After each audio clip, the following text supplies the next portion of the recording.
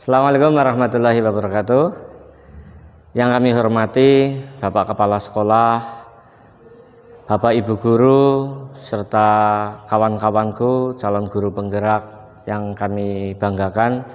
Terima kasih atas kehadiran Bapak Ibu semuanya telah hadir di acara kami, yaitu diseminasi untuk aksi nyata modul 1.4 terkait dengan budaya positif. Baik Bapak Ibu Guru yang kami hormati, kami beserta rekan CGP lain, Bu Endah nanti bergiliran untuk menyampaikan materi tentang budaya positif, tentang apa yang telah kami pelajari selama ini mengikuti kegiatan calon guru penggerak. Di modul 1.4 ini kami ingin mendiseminasikan terkait budaya positif tersebut. Materi yang pertama itu terkait disiplin positif dan nilai-nilai kebajikan.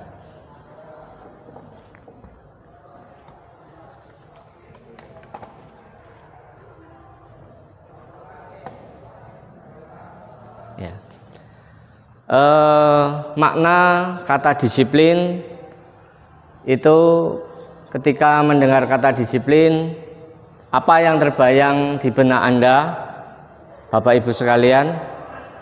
Apa yang terbayang di benak Anda? Yaitu bahwasanya apa yang terlintas di pikiran kita, kebanyakan orang akan menghubungkan kata disiplin dengan tata tertib. Selain itu, keteraturan dan kepatuhan pada peraturan serta kata disiplin juga sering dihubungkan dengan hukuman, padahal itu sungguh berbeda. Karena belajar tentang disiplin positif tidak harus dengan memberi hukuman, justru itu adalah salah satu alternatif terakhir dan kalau perlu tidak digunakan sama sekali. Next. Sebelum kita lebih jauh terkait dengan disiplin positif, di sini terlihat di layar. Selanjutnya, arti disiplin positif adalah pendekatan dalam mendidik dan membimbing anak yang berfokus pada pengembangan karakter dan keterampilan sosial dengan cara yang mendukung, menghormati, dan penuh kasih sayang. Selain itu, pendekatan ini menekankan pentingnya memperkuat hubungan yang positif antara orang tua, guru, atau pengasuh dengan anak, serta mendorong perilaku yang baik melalui pembelajaran dan refleksi, bukan hukuman atau paksaan.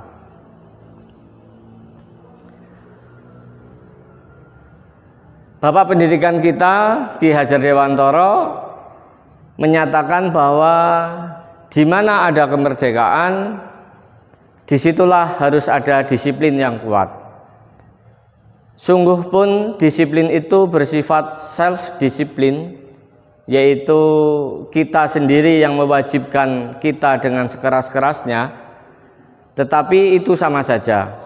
Sebab jikalau kita tidak cakap melakukan self-disiplin, wajiblah penguasa lain mendisiplin diri kita. Dan peraturan demikian itulah harus ada di dalam suasana yang merdeka. Ini kami kutip di buku Ki Hajar Dewantara, Pemikiran Konsepsi Keteladanan Sikap Merdeka, cetakan kelima tahun 2013, halaman 470.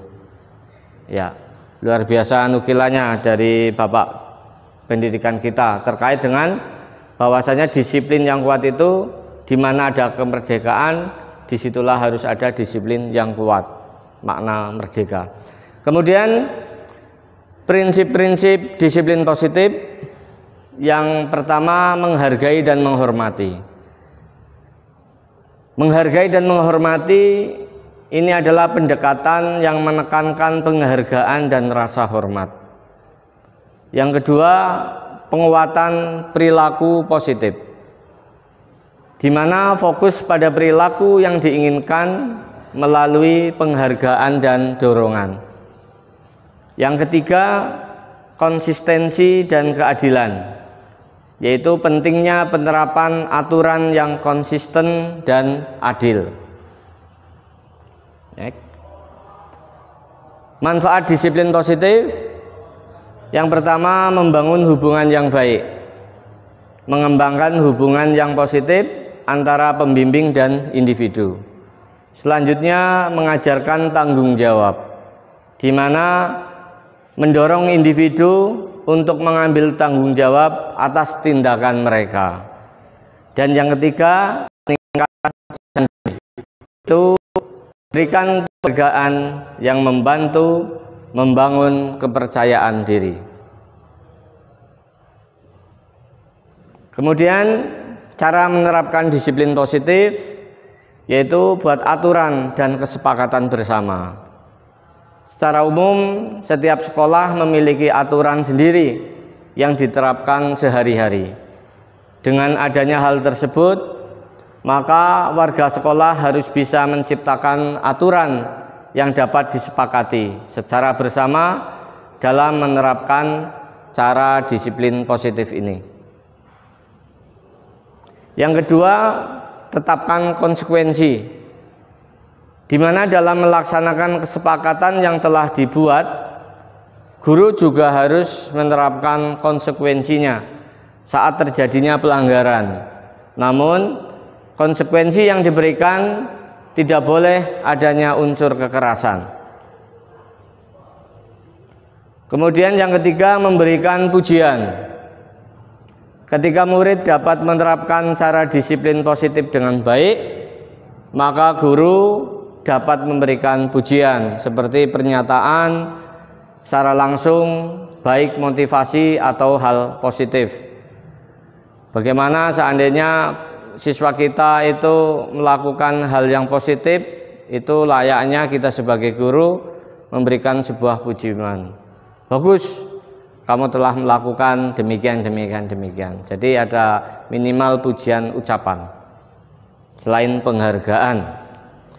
Selanjutnya, menjalin komunikasi yang baik. Yang keempat, yaitu proses komunikasi yang baik, maka dapat menciptakan disiplin yang baik juga terhadap murid, karena komunikasi dapat menjadi sarana untuk mengekspresikan dan menyatakan sesuatu yang sedang dirasakannya. Yang kelima, jadi contoh yang baik, di mana guru dalam menerapkan disiplin positif harus dapat menjadi contoh yang baik bagi guru, contoh yang baik bagi murid. Karena murid akan mengikuti apa yang dicontohkan oleh guru. Ada pepatah mengatakan, guru kencing berdiri, siswa kencing berlari. Ya, jadi seorang guru itu sebagai tauladan memberikan contoh yang baik kepada siswa. Seandainya kita melakukan sebuah kesalahan ataupun contoh yang tidak baik, tentunya siswa itu akan menilai dan bisa juga akan meniru. Kemudian nilai-nilai kebajikan. Nilai-nilai kebajikan ini ada banyak hal yang harus kita pedomani. Yang pertama ada peduli, ada keterusterangan, kebersihan, komitmen, ada belas kasih, percaya diri, kemudian bertujuan, tenggang rasa, gotong royong, rajin, keberanian, kesantunan, kreatif, semangat, kedermawanan, kejujuran, dermawan, harga diri, rendah hati, integritas, kebahagiaan, keadilan, baik hati, kesetiaan, berprinsip, bersahaja, keteraturan, kedamaian, keteguhan hati, rasa hormat, tanggung jawab, pengabdian, bijaksana, bersyukur, toleransi, percaya, lurus hati, ketegasan, dan pengertian. Ya, ini nilai-nilai kebajikan. Hal ini perlu kita ketahui dan kita perhatikan kalimat-kalimat istilah-istilah frasa tersebut, bahwasanya kalau kita dalami lebih jauh tentunya nilai-nilai kebajikan ini bisa diterapkan di setiap kelas ataupun individu siswa kita. Mungkin ada pertanyaan atau diskusi sebelum dilanjutkan sesi berikutnya. Ini sebagai pembuka saja. Oke. Baik Bapak Ibu, tidak ada, kita lanjutkan. Baik, terima kasih. Saya lanjutkan ke pokok bahasan berikutnya. Terima kasih.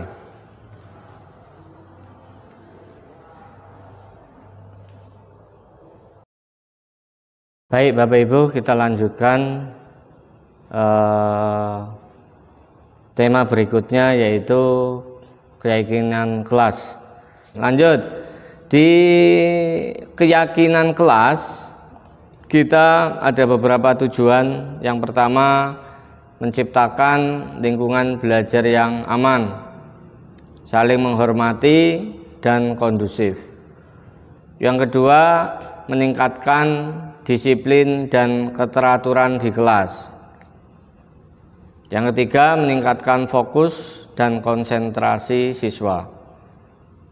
Yang keempat, membangun rasa hormat dan tanggung jawab. Kemudian tujuan berikutnya yaitu meningkatkan komunikasi dan kerjasama. Dan terakhir adalah meningkatkan motivasi belajar. Sebelum kita menentukan sebuah keyakinan kelas, kita ini harus adanya kesepakatan. Sebagai contoh, ada kesepakatan satu terkait dengan yang nantinya menunjukkan nilai-nilai keyakinan kelas. Yang pertama, datang tepat waktu dan siap belajar. Siswa harus datang ke kelas tepat waktu dan membawa semua peralatan yang diperlukan untuk belajar.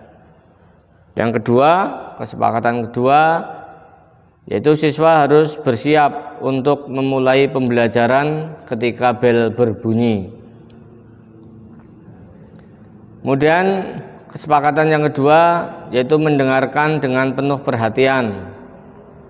Yaitu siswa harus mendengarkan dengan penuh perhatian ketika guru, teman sekelas berbicara. Siswa tidak boleh menyela orang lain yang sedang berbicara. Kesepakatan ketiga yaitu bersikap sopan dan hormat kepada semua orang, di mana poin-poinnya adalah siswa harus bersikap sopan dan hormat kepada semua orang di kelas, termasuk guru, teman sekelas, dan staf sekolah. Selain itu pula, siswa harus menggunakan bahasa yang sopan dan menghindari kata-kata kasar atau makian. Kesepakatan keempat yaitu menjaga kehormatan, menjaga kebersihan kelas dan lingkungan sekitar, di mana siswa harus menjaga kebersihan kelas dan lingkungan sekitar. Siswa harus membuang sampah pada tempatnya. Siswa harus membantu membersihkan kelas setelah kegiatan belajar selesai. Kemudian ada kesepakatan 5, berpartisipasi aktif dalam pembelajaran. Siswa harus berpartisipasi aktif dalam pembelajaran dengan mengikuti instruksi guru, mengerjakan tugas, dan mengajukan pertanyaan.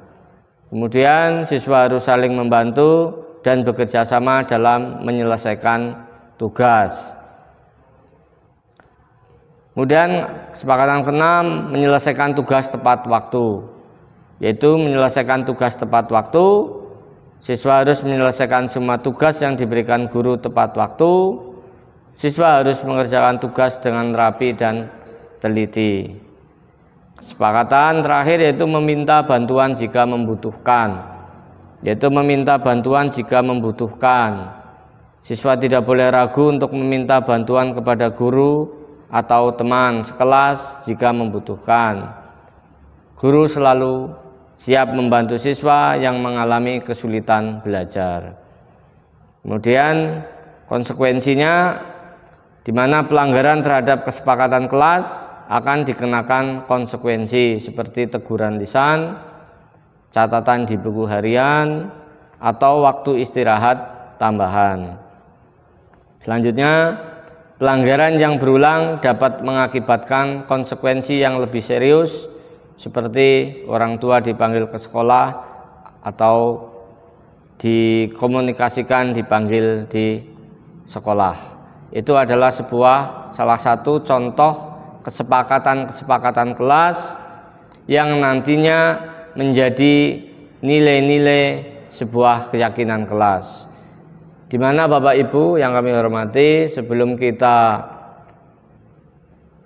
memunculkan nilai-nilai keyakinan kelas, layak Bapak Ibu memulai dari keinginan kesepakatan kelas anak-anak di kelas kita itu apa.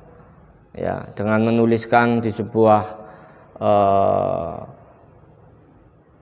postcard, ya mungkin dituliskan, nanti dikumpulkan di setiap guru mapel, kemudian nanti dilihat dan baru dikumpulkan, kelompok-kelompokan mana ini yang masuk ke kategori kedisiplinan, kemudian mana ini kategori yang masuk ke norma-norma dan lain sebagainya. Di mana setelah dikelompokkan kemudian menjadi sebuah kesepakatan kelas. Kesepakatan kelas yang sudah saya sebutkan contoh-contohnya. Setelah menjadi kesepakatan kelas, nanti munculkan nilai-nilainya, yaitu nilai-nilai yang sudah saya sampaikan di pertemuan atau slide awal tadi, di mana ada nilai-nilai kebajikan. Nah, itu nantinya nilai-nilai kebajikan tersebut menjadi sebuah keyakinan kelas. Demikian Bapak Ibu tentang urutan membuat keyakinan kelas. Selanjutnya Bapak Ibu, kita lanjutkan untuk presentasi berikutnya, yaitu tentang kebutuhan dasar. Ini kebutuhan dasar manusia.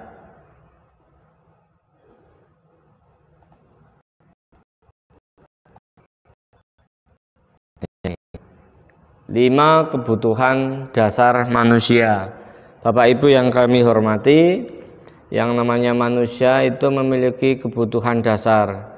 Kenapa siswa kita banyak mungkin ada yang melakukan sebuah kesalahan, barangkali kalau kita telisik, kita amati, mereka belum terpenuhi kebutuhan-kebutuhan dasarnya, sehingga mereka melakukan hal-hal pelanggaran di kelas, entah itu pelanggaran norma atau pelanggaran yang sudah menjadi sebuah keyakinan kelas. 5 kebutuhan dasar manusia. Yang pertama ada bertahan hidup, dan ada kasih sayang dan rasa diterima.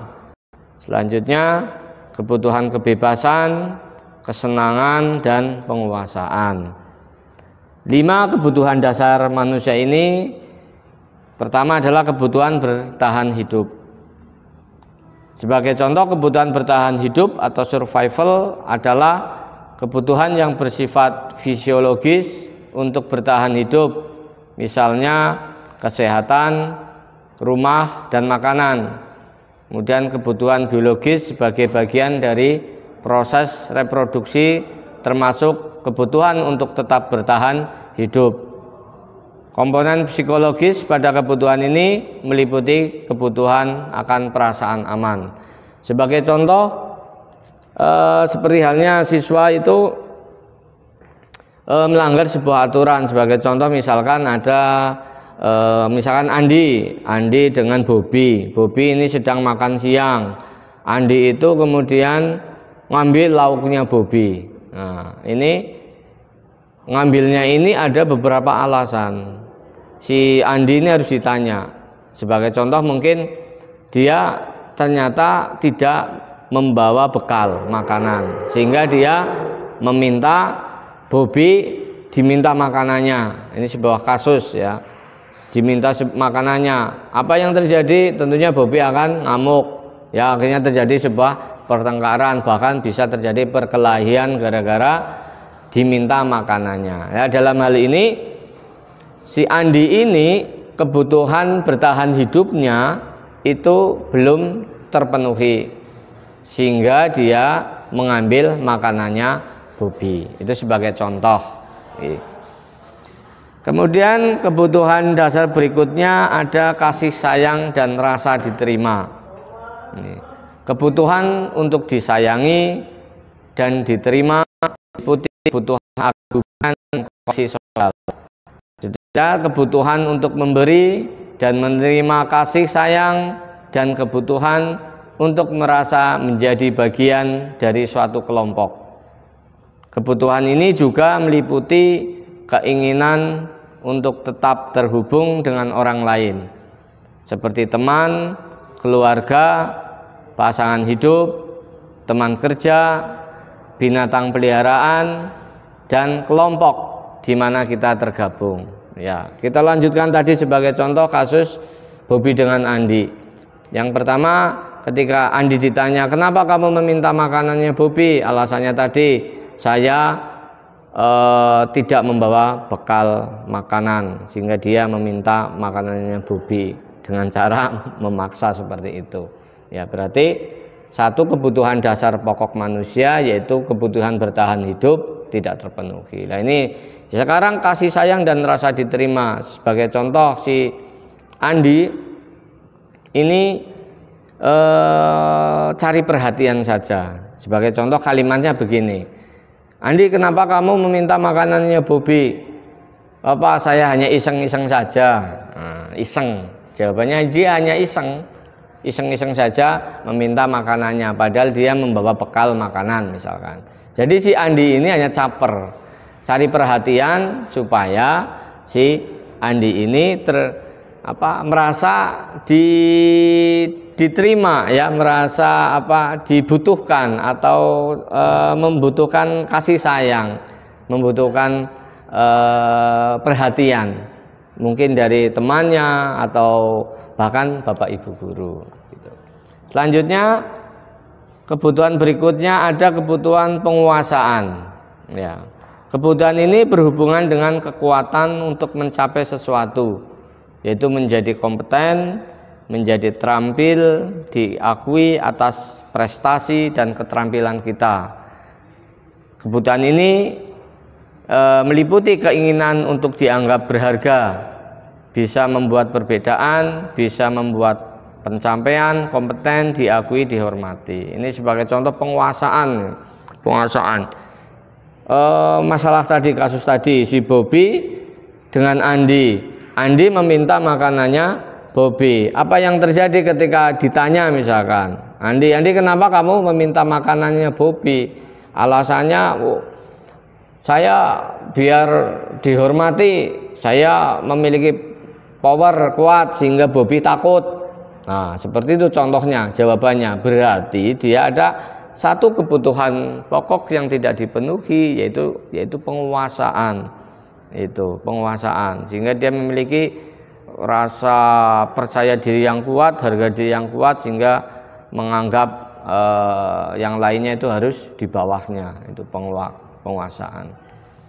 Selanjutnya, kebutuhan berikutnya yaitu kebebasan, kebutuhan akan pilihan. Itu kebutuhan untuk bebas adalah kebutuhan akan kemandirian, otonomi, memiliki pilihan, dan mampu mengendalikan arah hidup seseorang. Anak-anak dengan kebutuhan kebebasan yang tinggi menginginkan pilihan, mereka perlu banyak bergerak, suka mencoba-coba, tidak terlalu terpengaruh orang lain, dan senang mencoba hal baru dan menarik. Dan terakhir, ini adalah kebutuhan kesenangan, yaitu kebutuhan untuk merasa senang.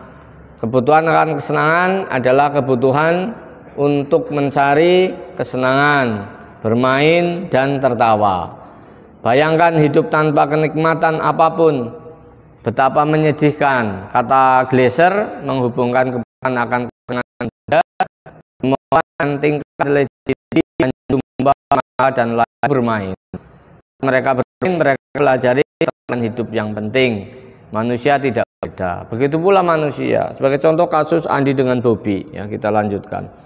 Andi ini meminta makanannya Bobby. Ketika ditanya, Andi, kamu meminta makanannya Bobby, alasannya kenapa? Saya senang, Bu, Pak. Saya senang melihat Bobby ini marah. Itu. Bobby marah, Andi senang. Nah, ini harus digali lagi. Ternyata salah satu kebutuhan pokok, kebutuhan dasar manusia yaitu kesenangan ini belum terpenuhi. Itu sebagai salah satu contoh-contoh konkret kenapa anak-anak kita mungkin melakukan sebuah kesalahan. Kita harus gali dulu mungkin di mana 5 kebutuhan dasar ini belum terpenuhi. Lanjutkan, mungkin apakah ada yang perlu didiskusikan kaitan dengan presentasi saya. Kalau tidak ada, mungkin kita lanjutkan di sesi berikutnya nanti, karena waktu kita itu bergiliran dengan Bu Endah sebagai CGP. Terima kasih dari saya. Nanti kita lanjutkan slide berikutnya terkait dengan budaya, masih modul 1.4. Jadi kita sudah membahas tentang disiplin positif. Kemudian setelah disiplin positif ada keyakinan kelas, ya, di mana disiplin positif tadi ada nilai-nilai kebajikan yang nanti sebagai dasar untuk menumbuhkan nilai-nilai menjadi sebuah keyakinan kelas. Di mana keyakinan kelas ini muasal dari bukan peraturan kelas, ya, kesepakatan kelas yang menjadi sebuah keyakinan kelas. Setelah keyakinan kelas, kita sudah masuk ke slide berikutnya, yaitu 5 kebutuhan dasar manusia, di mana kenapa anak-anak kita melakukan sebuah kesalahan dan lain sebagainya, di penjelasannya di 5 kebutuhan dasar manusia. Demikian, kita lanjutkan ke slide berikutnya. Terima kasih.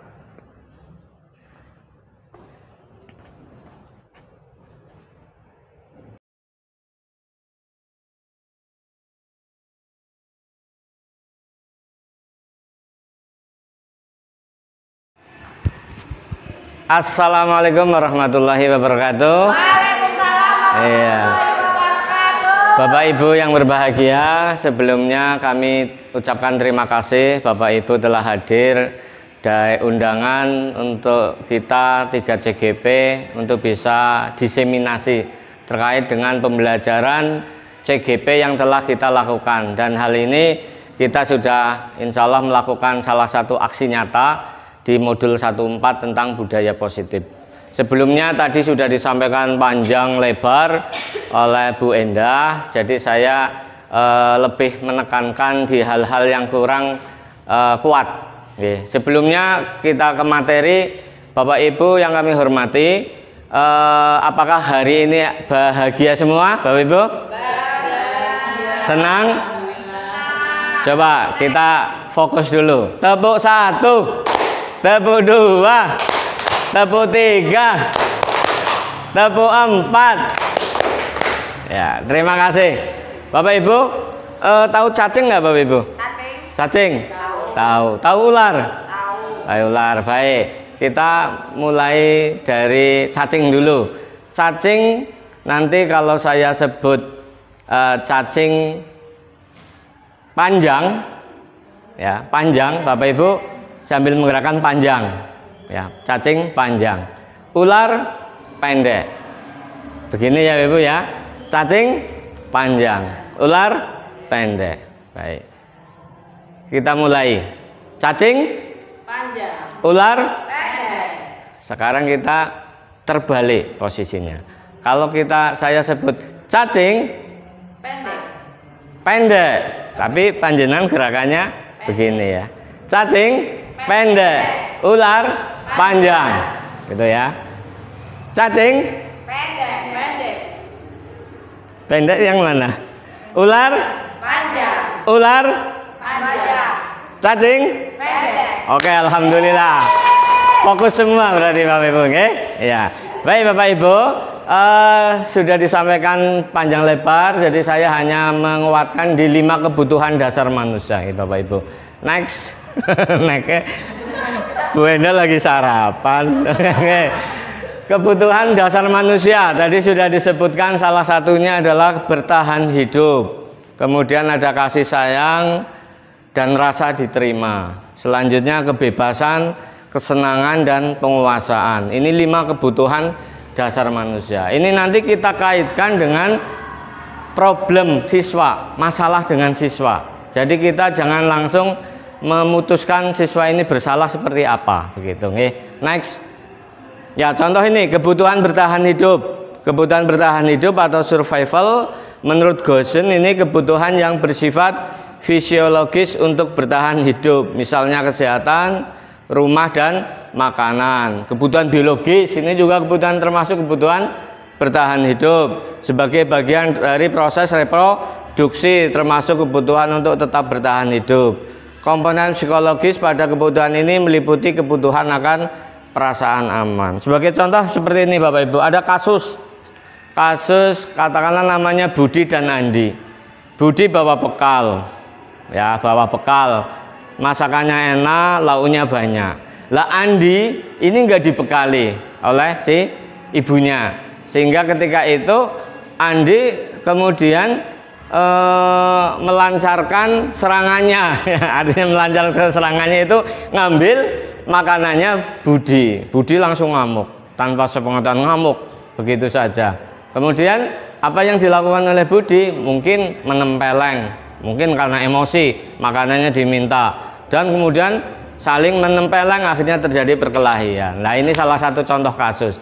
Kira-kira Andi ini ketika dia ngambil makanan, ketika ditanya, Andi kenapa kamu manggil makanannya Budi? Kok kamu mengambil? Alasannya saya lapar, jawabannya. Itu salah satu alasan termasuk kebutuhan dasar manusia, yaitu bertahan hidup. Artinya bagaimana? Dia memiliki alasan yang kuat bahwasanya dia karena lapar dia mengambil makanannya teman walaupun tidak seizinnya. Next.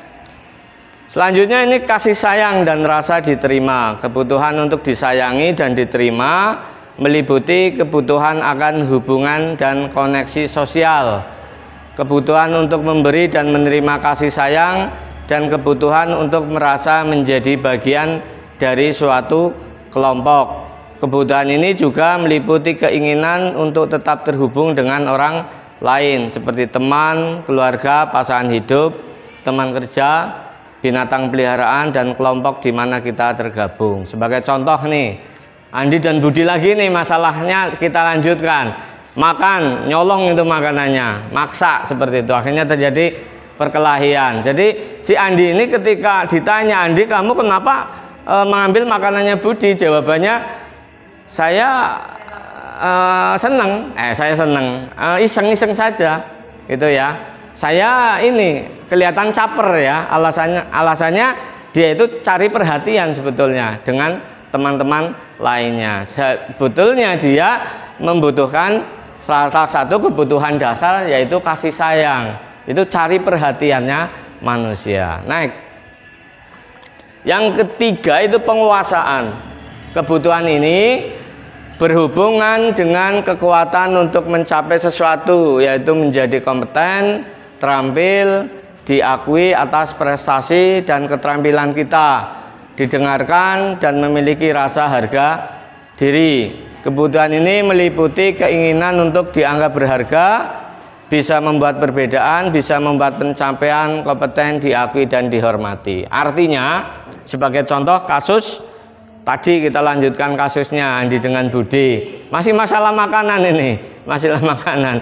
Andi ini ngambil makanannya Budi sehingga terjadi perkelahian, dan ketika ditanya Andi kenapa kamu ambil makanannya? Tadi Alasannya lapar, itu masuk ke kebutuhan pokok dasar 1, yaitu apa Bu Aziza? Kebutuhan dasar ya bertahan hidup. Yang kedua tadi cari perhatian, itu butuh kasih sayang. Yang ketiga jawaban Andi, misalkan jawaban Andi ketika kenapa kamu mengambil makanannya Budi? Saya merasa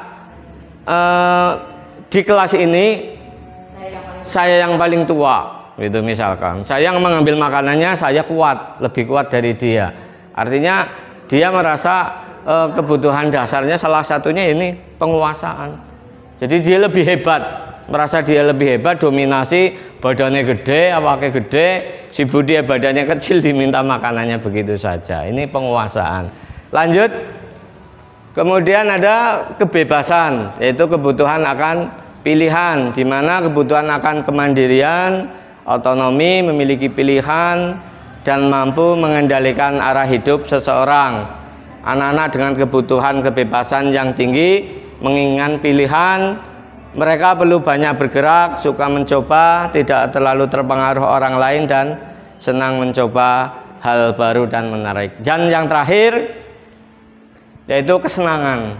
Nih, kebutuhan untuk merasa senang, di mana kebutuhan ini mencari kesenangan bermain dan tertawa.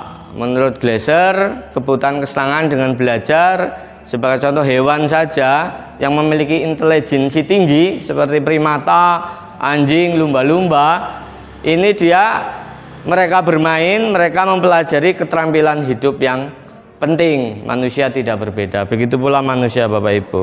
Kita lanjutkan tadi kasus Andi dengan Budi, ya Bu? Pak Karam, tadi ya. saya sedikit menanyakan ketika jenengan tadi sedang berbicara tentang kebutuhan dasar ya. Iya. Bertahan hidup salah satunya karena lapar, Iya. kemudian karena merasa berkuasa, Iya. caper. Yang saya tanyakan, bagaimana jika alasan itu adalah menjadi alasan yang karena suatu sudah menjadi kebiasaan. Iya. Jadi mengambil sesuatu yang bukan miliknya, itu adalah bukan alasan untuk bertahan hidup, tapi itu menjadi suatu kebiasaan dan Iya. kebiasaan buruk, dan itu ada namanya penyakitnya kalau tidak salah itu klepto. Iya, iya. Bagaimana? Penyakit klepto ya. Yaitu nanti kita hubungkan dengan permasalahan seperti keyakinan kelas, kemudian segitiga restitusi, itu nanti kompleks. Jadi nanti ini sebetulnya berkaitan erat materi-materinya, dari budaya positif, mulai dari disiplin positif, kemudian dilanjutkan dengan teori motivasi, ya. Teori motivasi sudah ya Bu Endah ya, tadi ya sudah disampaikan Bu Endah. Kemudian selanjutnya ini tentang 5 dasar kebutuhan pokok manusia, kemudian segitiga restitusi, itu berkaitan erat dengan jalannya ketika memecahkan sebuah masalah tersebut, Bu. Nah, kalau Nggih. tersebut itu apa tidak seharusnya ditangani oleh seseorang yang lebih profesional, karena kita sebagai guru Iya. kalau kita sudah itu termasuk permasalahan berat dan tidak Iya. akan bisa tertangani Iya. dengan melalui BPKB. Iya, iya. Itu harus didampingi oleh psikiater, Iya. psikolog yang memang berkompeten. Iya betul Bu, itu Bu. Karena itu sudah penyakit ya, sudah sebab penyakit, memang harus lebih spesifik, dokter spesialis. Guru hanya pendekatan saja. Begitu nih Bapak Ibu. Oke. Nah ini kesenangan. Salah satu contoh kasus tadi Budi dengan Andi ngambil makanan, ketika ditanya kenapa Andi makanannya kok diambil, makanannya Budi, jawabannya saya senang melihat Budi ini marah. Nah ini. Iya itu, saya senang karena Budi marah, jadi melihat tampangnya marah dan dia merasa senang. Salah satunya ini karena dia belum terpenuhi kebutuhan pokok kesenangan tersebut. Baik Bapak Ibu, kira-kira sudah tidak ada pertanyaan ya? Kelihatan sudah capek ini, tadi 1 jam Bu Endah, kemudian dilanjut Pak Roni. Nah saya sebagai penutup, terima kasih sekali lagi sudah menghadiri acara kita, dan mari kita saling support. Pada prinsipnya CGP ini ingin merubah paradigma perubahan. Artinya apa? Ingin sesuatu yang di sekolah ini ada hal yang kita lejitkan. Artinya apa ya? Membuat inovasi yang belum pernah ada. Salah satunya sebagai contoh, kita sudah mengarah ke digitalisasi sekolah. Itu yang kami sampaikan kepada kepala sekolah dan beliaunya sudah setuju. Jadi perangkat ajar sudah berbentuk digital, yaitu di Google Site. Ya, itu sudah didukung oleh sekolah, makanya kemarin suratnya itu dari kepala sekolah yang nantinya akan ditembuskan ke Cabdin 3, Cabdin 9 Ibu. Cabdin 9 insya Allah sertifikat dari Cabdin 9 dan bertanda tangan Kacabdin dan kepala sekolah. Di situ nanti terakhir itu nanti hanya Bapak Ibu mengisi nama, NIP, langsung link Google Site-nya. Jadi insya Allah besok 2 hari kita lanjutkan sampai kerangkanya saja dulu. Kerangkanya itu mudah dibuat. Jadi kerangkanya kalau sudah ada kerangkanya tinggal isi rumahnya. Isi rumahnya, perangkat-perangkat Bapak Ibu tinggal ngupload satu wadah yaitu di Google Site. Begitu nih Bapak Ibu. Insya Allah besok dilanjutkan, bisa hadir semua nih. Terima kasih atas perhatiannya. Ya. Ruangannya di 12 TL aja Bu. 12 TL. Kalau multimedia peteng itu, oke. Terima kasih atas perhatiannya. Billahi taufik wal hidayah. Assalamualaikum warahmatullahi wabarakatuh.